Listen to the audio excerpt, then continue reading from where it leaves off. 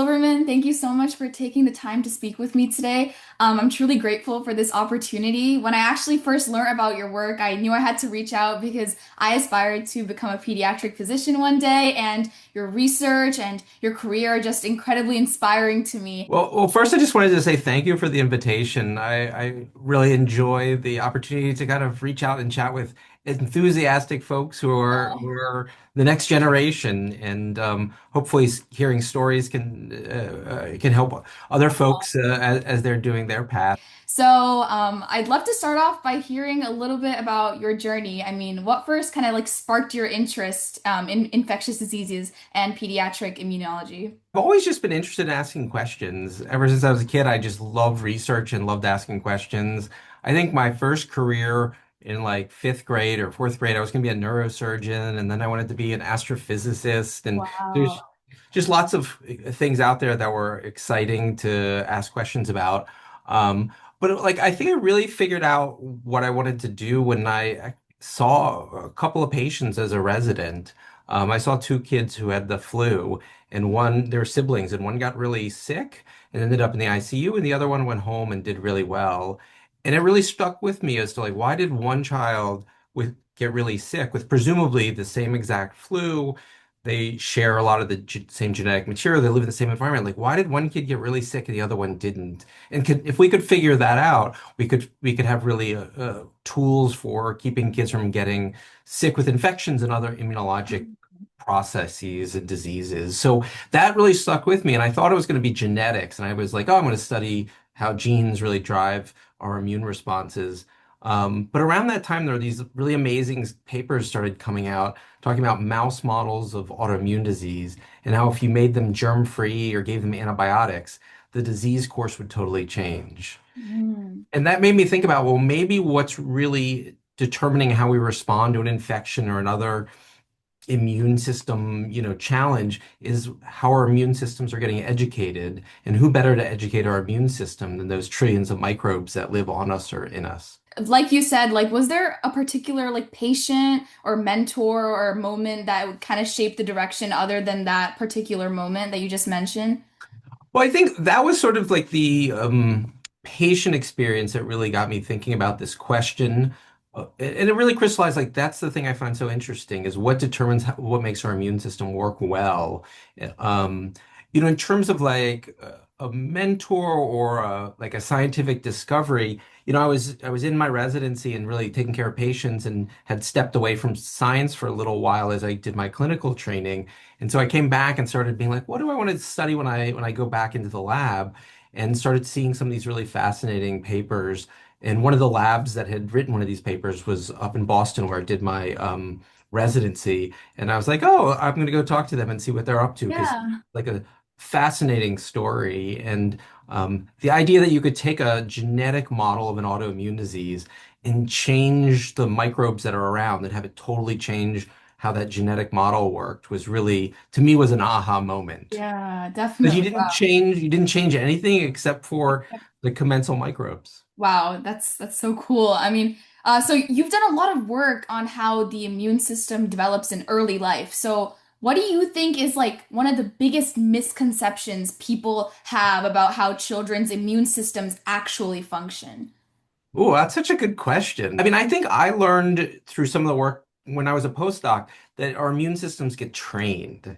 And we're not just born with a good immune system or a bad immune system. I mean, and some people have mutations that set them up for diseases. Like if you have a mutation and you don't have any T cells, there you go. You're going to have Right. an issue. But I think for most of us, the exposures that we see really help train our immune system. And so I think that's one. And then the other one that I think is really exciting and where we're heading in our research is it may be the timing of when you get different exposures to like commensal microbes or to other things, that there may be time windows that your immune system's ready to be educated. I think of these as like critical windows of development. And Mm. at the right time, you need to see certain signals for your immune system to know how to develop properly. I think that's really important. So it might be that, people worry about antibiotics or infections. And oftentimes those won't have a negative consequence. But if you have them at the wrong time, I think that those may be able to have more outsized impacts. So do these critical periods usually lie like when you're younger?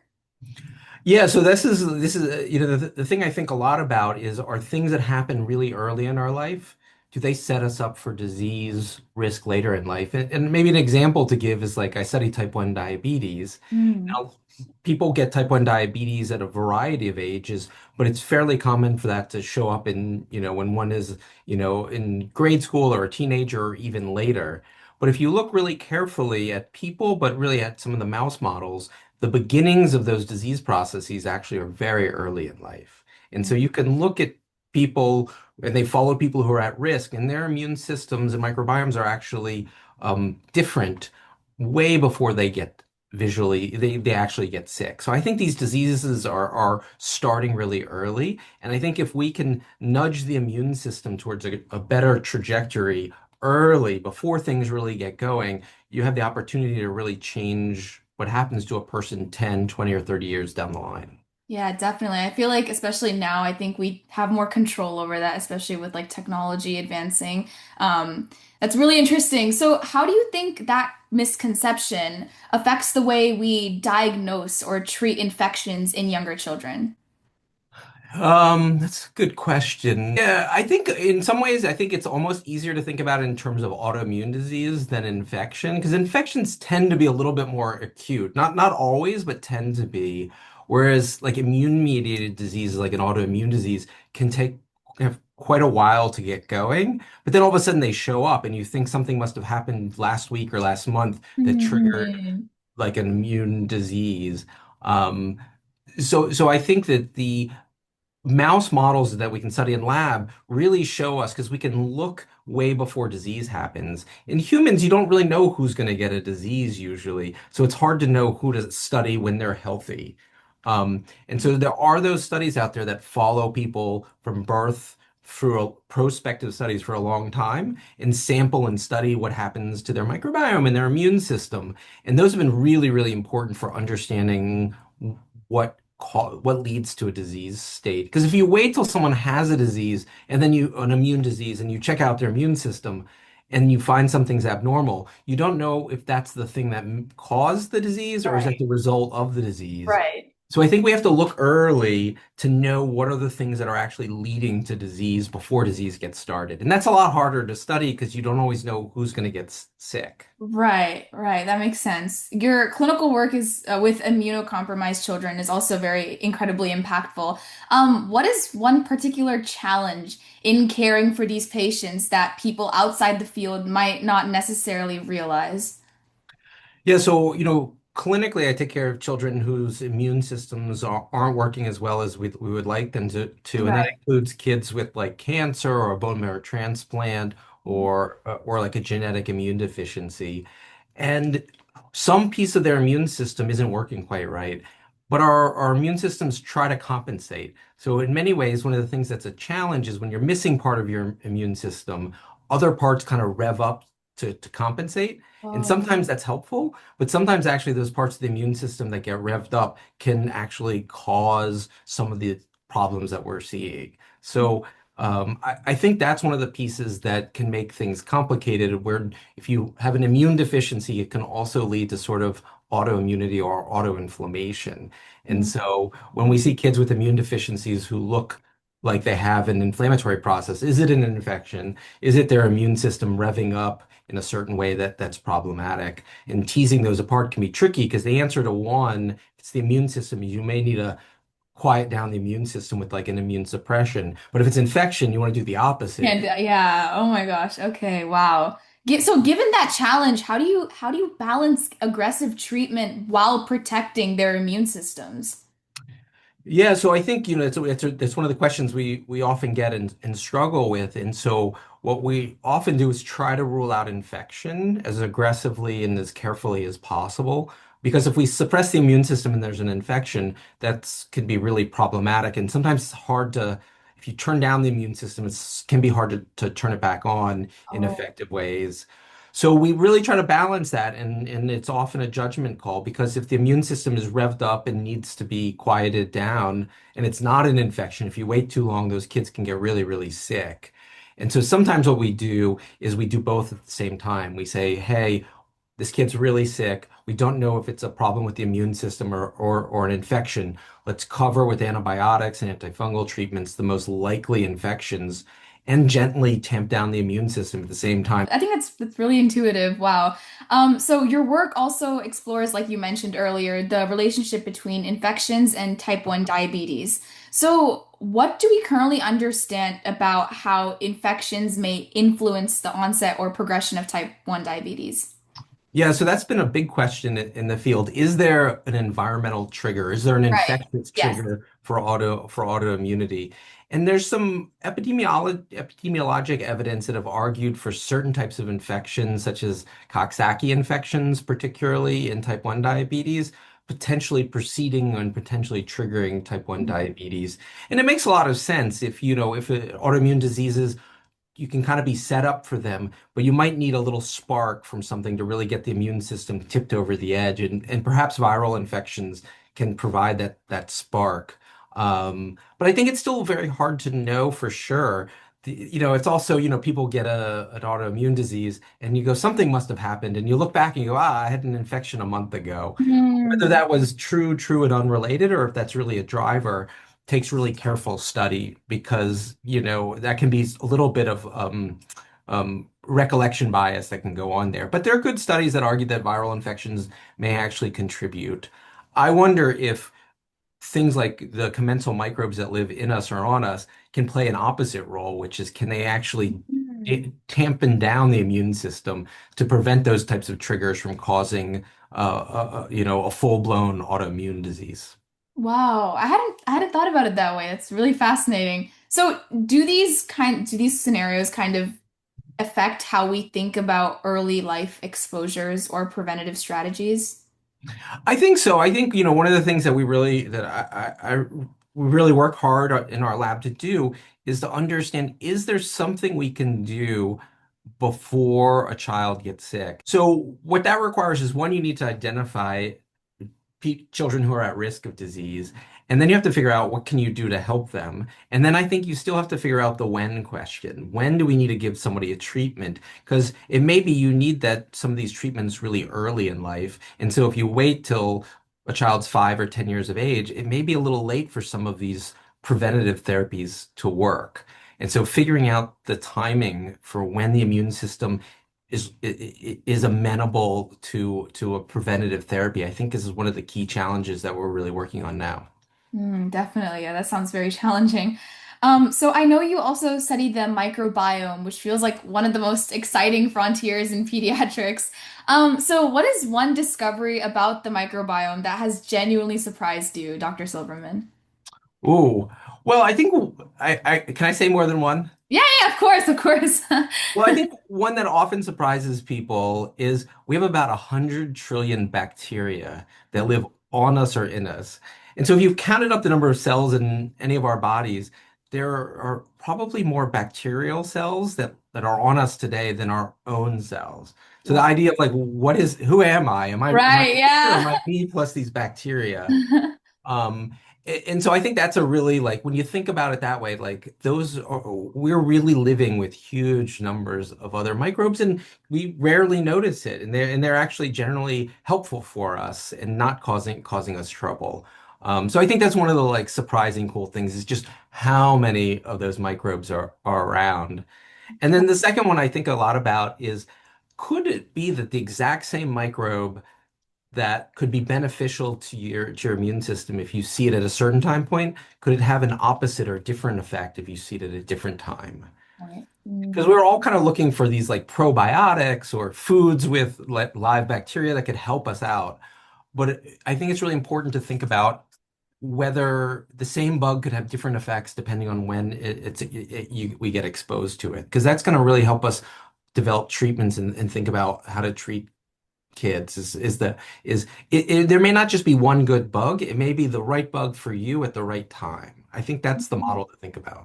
I think that's a definite possibility, especially with like external environmental factors impacting that environmental factor. I think that's definitely a possibility, especially given how chaotic things are really in the world right now. Given that, how close do you think we are to using microbiome-based therapies in like routine, like pediatric care? I think, like we're already able to do it for one thing really well. So there's an infection called Clostridium difficile infection, um, and and you do what's called a fecal microbiome transplant. You take a whole microbiome from a healthy person and you give that to someone who has this infection, and it has a really high cure rate for this infection. Wow. Oh And my this God. infection is really an infection of the problem of the microbiome. Your microbiome, one of the things all those trillions of microbes do is they keep pathogens out. So they're kind of like it's a full community or ecosystem. But Mhm. sometimes when we have antibiotics or other things, that ecosystem can get a little less diverse and things can come in, such as Clostridium difficile, and kind of take over the ecosystem. And one way to fix that is to give a whole new ecosystem. It Mhm. sounds dramatic and crazy, like you're really going to get someone else's. Some people call it like a Right. poop transplant. The technical term is a fecal microbiota transplant. So that's like the proof of principle that you can take microbes and use them to really cure a disease. Now the question is, can Mm. we use this to cure That's a pure infectious disease, really. Can Right. we use it to help immunologic diseases? And I think there's growing evidence that the answer is yes. But figuring out, since everybody has their own microbiome, like what is the community that will help me or help you? I think we have to both know what's going on with the patient and then what would match up best with their microbiome in order to help them and their immune system. So I think we need to match up the therapy with personalize it for a given patient. I think it's going to be hard to find a good microbe that does all the right things for everybody, but I think we will be able to find microbes that can help specific people with specific disorders. Definitely. I think that's where healthcare is heading, right? More personalized treatment, especially in these kinds of cases where it's very detrimental. So across all your research areas, what has been the hardest part about translating scientific findings into like real world practice? Oh, such a good question. I think some of it is, in order to study things rigorously, we Mm. do very reductionist experiments.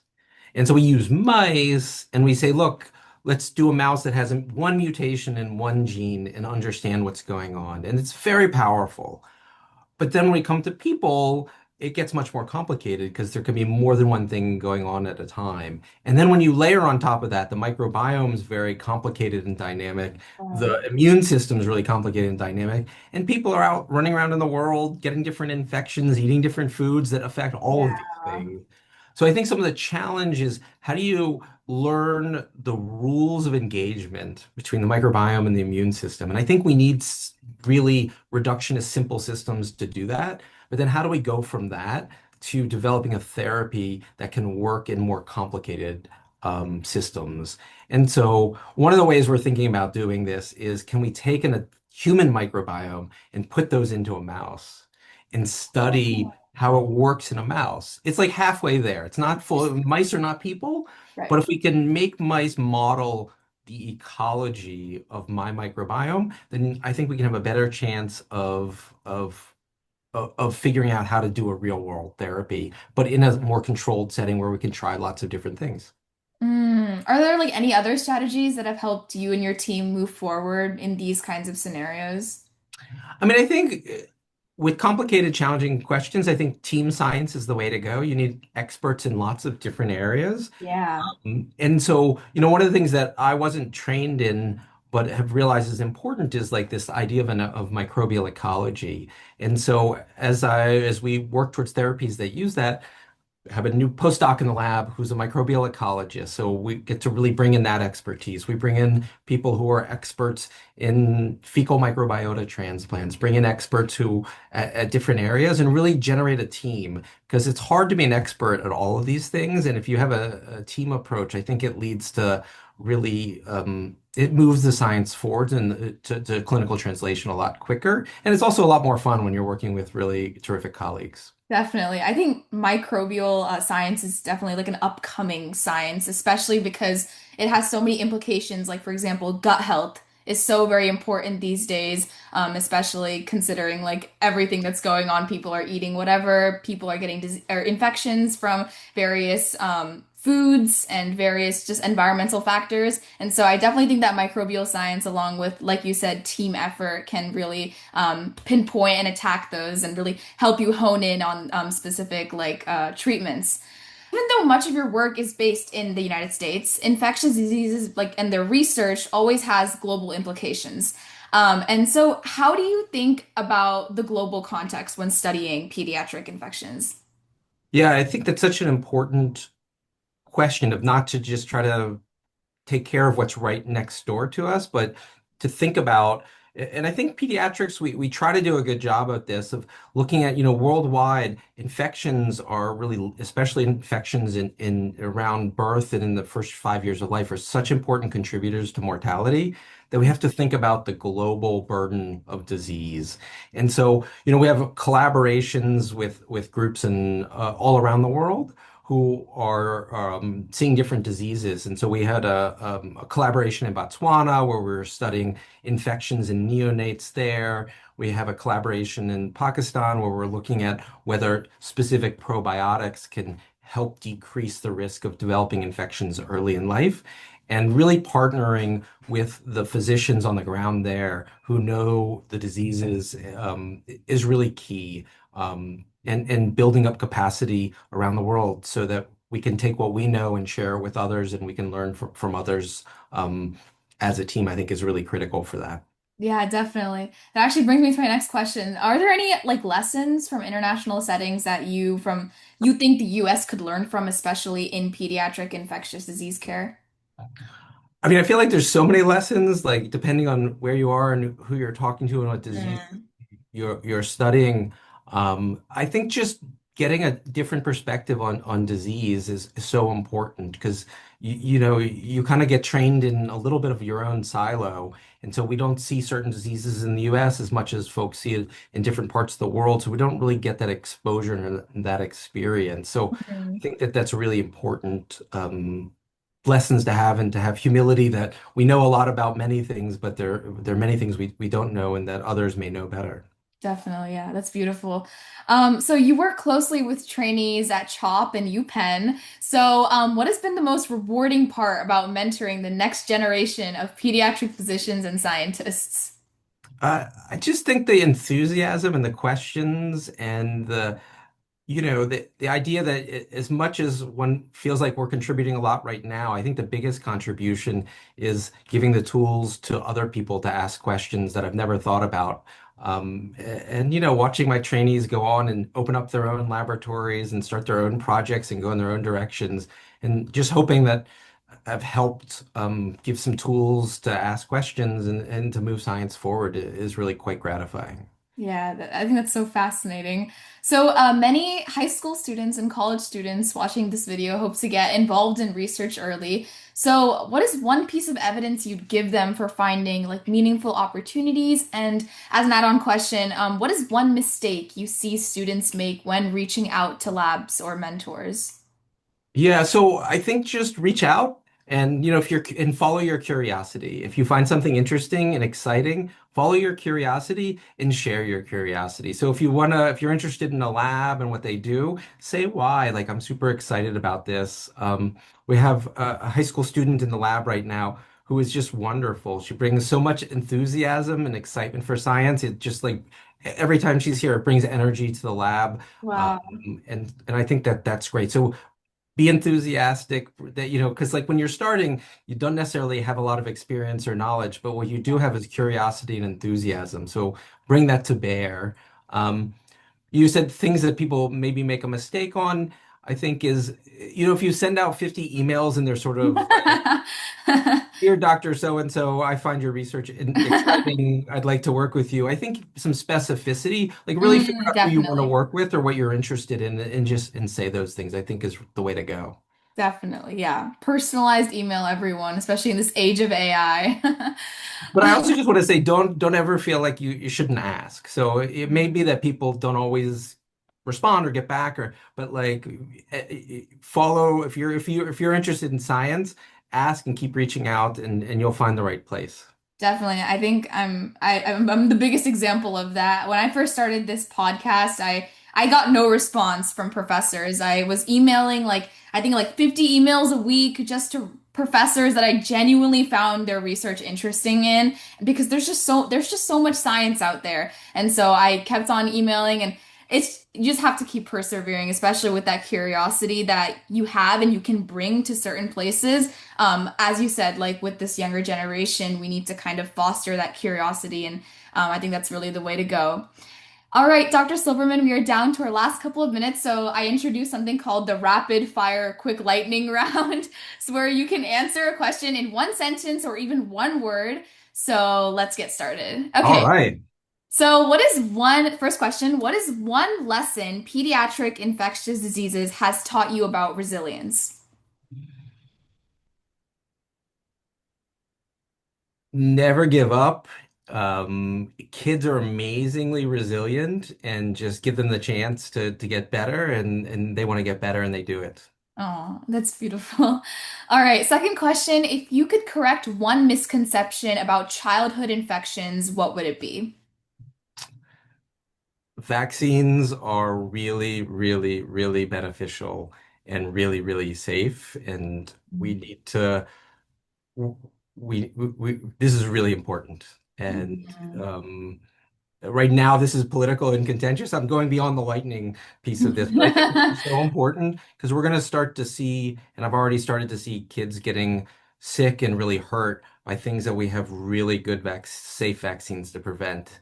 And I really, really want people to understand how much we study and develop safe vaccines for their children, and that this is really important. Definitely, yeah. Which patient or moment has stayed with you the longest? I think that patient seeing those kids with twins really has stood with me. Wow. And not twins, siblings, excuse me. And just like Siblings. that was sort of an intellectual thing that A has pivot, stood yeah. with me, but just, seeing patients persevere when they're really sick and getting better. Oh, Um, yeah. I've many of those patients that have stuck with me, and I really appreciate the opportunity to have been there and participated to some degree in them getting better. Yeah, that's beautiful. Okay, fourth question. What is the hardest ethical decision you faced in your work?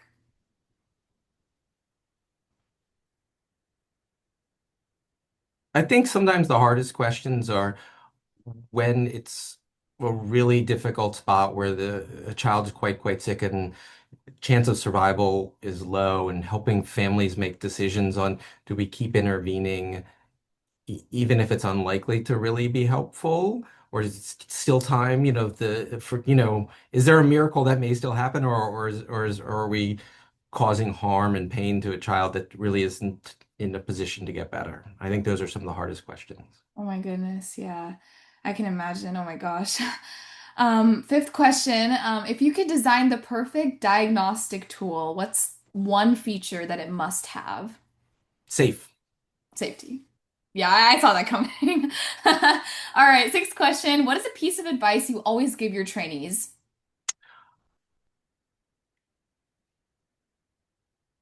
When you're doing science, failure is much more common than success. Hmm. And if you're asking really good questions and have a good hypothesis, if one out of four ideas pans out, we're doing a great job. And that's really different than school, where you kind of like you do well, you get 90% or better. In science, if you're hitting on 20 or 25% of your ideas, you're doing really well. Wow. Oh my gosh. I think the viewers would be really happy to hear that. All right, seventh question. Which collaboration has surprised you the most in terms of impact? I think, we've had a really fun collaboration with one of the faculty here where we were just having coffee over a question I've wondered about for 20 years. And we set up a study and we were able to learn something new about a Oh, disease called IgA deficiency. And so I really am appreciative of, it was a work with Sarah Henricks in her lab. And that's been just an amazingly enjoyable and process. So I appreciate wow. that opportunity. Yeah, sometimes it's just those small moments. That's beautiful. Okay, ninth question. How has studying the microbiome shifted the way you think about pediatrics? I think it's really made me think a lot about development and that things are not static. Our immune system isn't just a thing. It's a thing that evolves over time and that we have an opportunity to imprint and push it in a good trajectory. It's a great response. All right, final question. What is one thing you've learned from families that no textbook could ever teach? I think how families make these really hard decisions, which I think you can only um, learn how to know how to do when you're put in those positions. I don't think any of us can know what we Right. would do in those really tough spots. So seeing how families make those decisions and hopefully being able to provide some information to guide those decisions has been, I've learned a lot. Definitely, I can imagine. Oh my gosh. All right, Dr. Silverman, thank you so much for your time today. It's been wonderful speaking with you. Like you said, I've learned so much in this conversation and learning about your work online and now getting to meet you in person. It's just been so amazing. I'll definitely continue to stay curious, and I just thank you so much for your time today. Well, thank you so much. And you're an amazing interviewer and your Aw. enthusiasm in reaching out. I'm so excited to be able to chat with you and excited to see where you go next.